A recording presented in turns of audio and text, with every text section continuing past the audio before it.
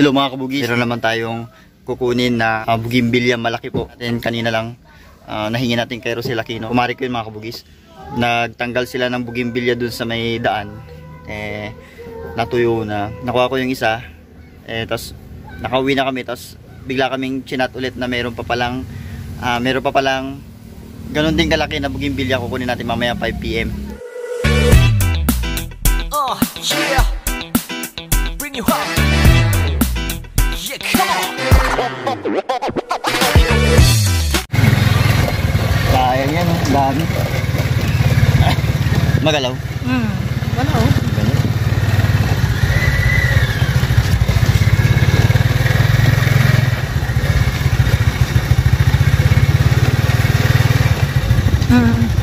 Oo, yung malaki.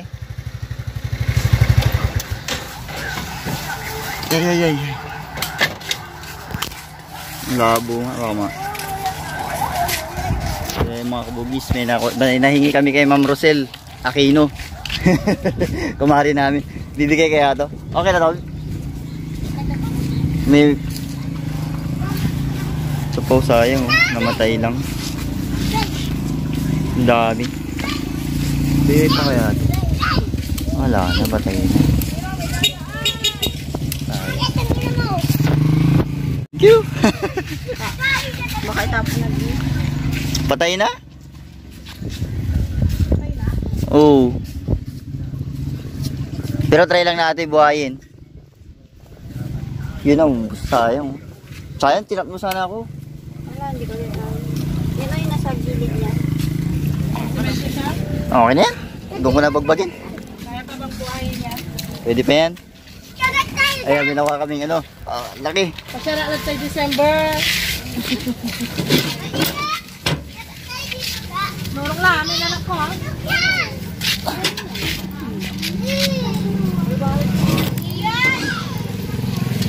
Bubis, ang laki oh. Yep. Sana hindi malaglag.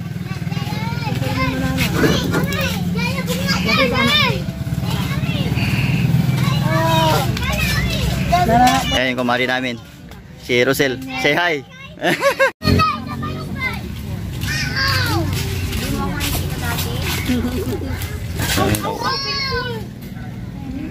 Yung mga bugis, so pwede pa to. Buhay pa. Kaya na buhay, malaki yan. Mga bugis. Kahit 2 weeks mga kabugis, buhay pa yan.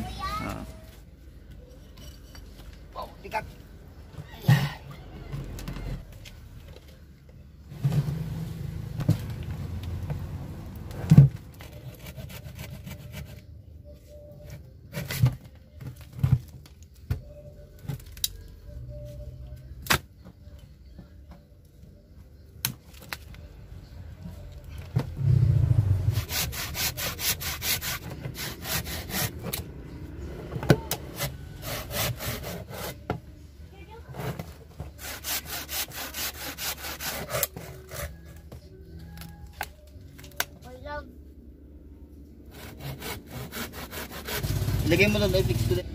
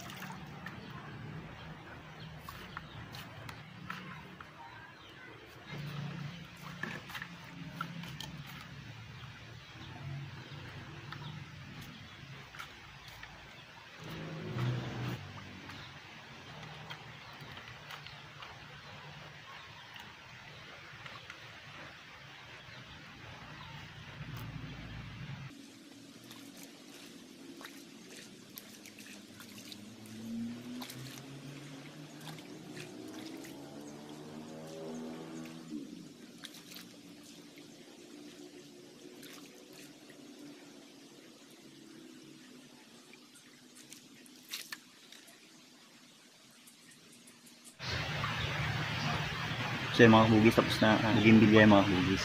At talagang pinakamarami dito sa garden ko ay bugimbilya. Kaya bugis ang pangalan ng aking YouTube channel. Medyo malaki po ito, size medium size na po ito. Hopefully mabuhay siya kasi halos 3 weeks na po yan nakabilad sa araw. Binabad ko siya ng 3 araw. Sobra na. Tingnan natin kung mabuhay. Sana mabuhay mga kabugis. Kung nagustuhan niyo itong video na to, please like and subscribe. At huwag niyo pong kakalimutan hit notification din para lagi kayong updated sa lahat ng videos natin. Salamat po.